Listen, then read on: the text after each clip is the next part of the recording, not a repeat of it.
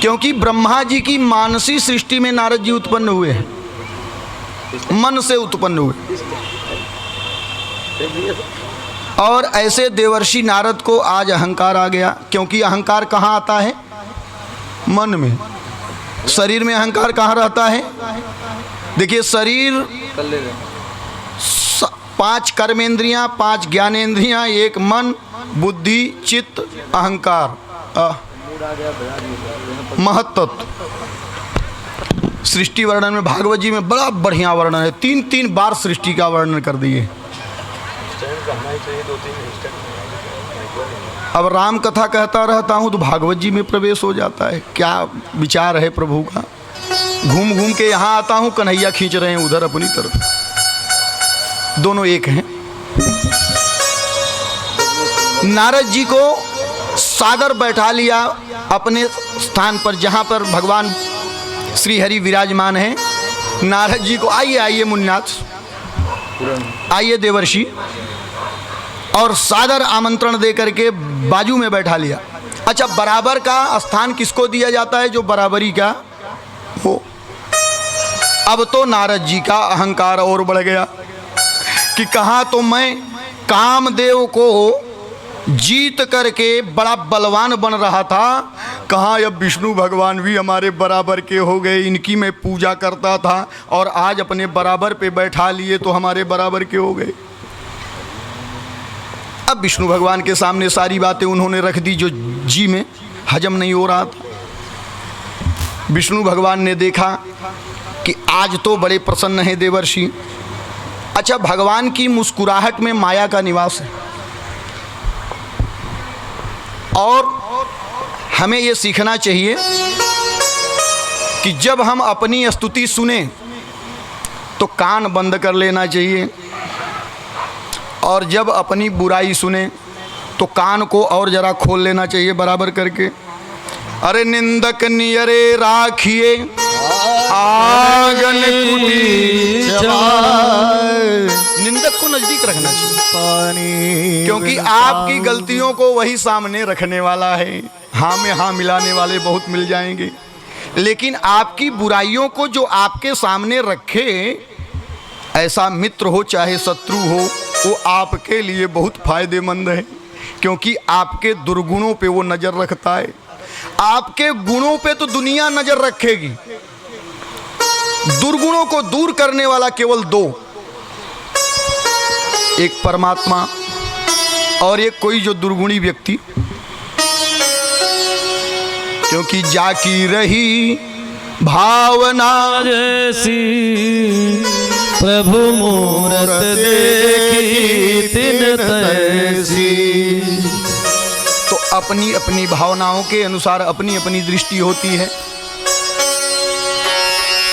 देवर्षि नारद जी का अहंकार और बढ़ गया कि प्रभु ने तो अपने बराबरी पे बिठा लिया, फिर सारी बातें कामदेव वाली की कामदेव को हमने जीत लिया है।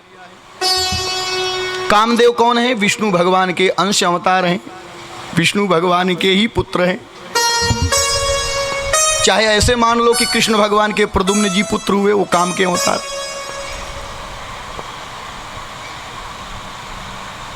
और देवर्षि नारद भी हमारे पुत्र हैं। लक्ष्मी जी ने पूछा कि नारद जी इतने अहंकार में थे तो आपको समझाना चाहिए। तो बोले ऐसे समझाने पे उनको समझ में आने वाला, उनको समझाने का दूसरा तरीका है, वो मैंने व्यवस्था कर दी है। अच्छा, हर किसी को हर तरह से नहीं समझाना चाहिए, जिस तरह से समझिए उसी तरह से समझाना चाहिए, ऐसी परमात्मा की व्यवस्था है। कौन कैसे समझेगा अंतर्यामी को पता है। इसलिए माँ लक्ष्मी के कहने के बावजूद भी वो नारद को समझाए नहीं। और नारद जी बड़े अहंकार में वैकुंठ से आगे चले जा रहे हैं। रास्ते में भगवान ने माया फैला दी, विशाला नाम की नगरी बना दी। उस विशालापुरी में शील निधि नाम के राजा को स्थापित कर दिया, और इतनी धन संपत्ति वैभव भर दी। ये सब माया का खेल है। अब शील निधि राजा की एक विश्वमोहिनी नाम की कन्या। उस कन्या का पाणी ग्रहण संस्कार कौन करेगा, ऐसा स्वयंवर रच दिया गया। देवर्षि नारद पहुंच गए। पहले तो जाना नहीं चाहते थे, लेकिन वैभव देखा, थोड़ा खींचा। ये देखिए विषय है, विषय खींचता है।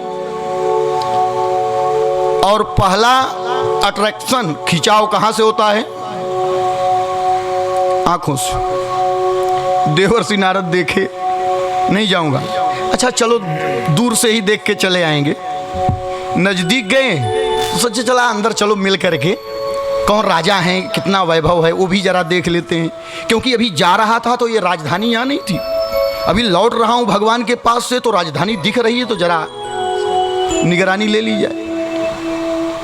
अंदर प्रवेश किए तो शीलनिधि राजा हाथ जोड़ के खड़े हो गए, महाराज आइए, आप अतिथि देवो भव। और देवर्षि नारद हैं, आपको कौन नहीं जानता, आइए आइए पधारिए। बोले महाराज बस बस, बोले नहीं नहीं, कम से कम कुछ तो आओ, भगत जल जलपान विराजिए। महाराज बड़े खुश हुए, विराजमान हुए। आओ भगत शुरू हुई। अब प्रस्ताव रख दिया शीलनिधि जी ने, क्या आप बहुत बड़े ज्योतिषी हैं, हमें पता है, कृपा करके हमारी कन्या का हस्तरेखा देख करके कुछ बताइए, क्योंकि आप सत्य के अलावा कुछ नहीं बोलते। क्यों? क्योंकि जो भगवान नाम संकीर्तन करता है उसके वाणी से यदि गलत भी निकल गया तो वो सत्य हो जाता है। ये कीर्तन का प्रभाव है।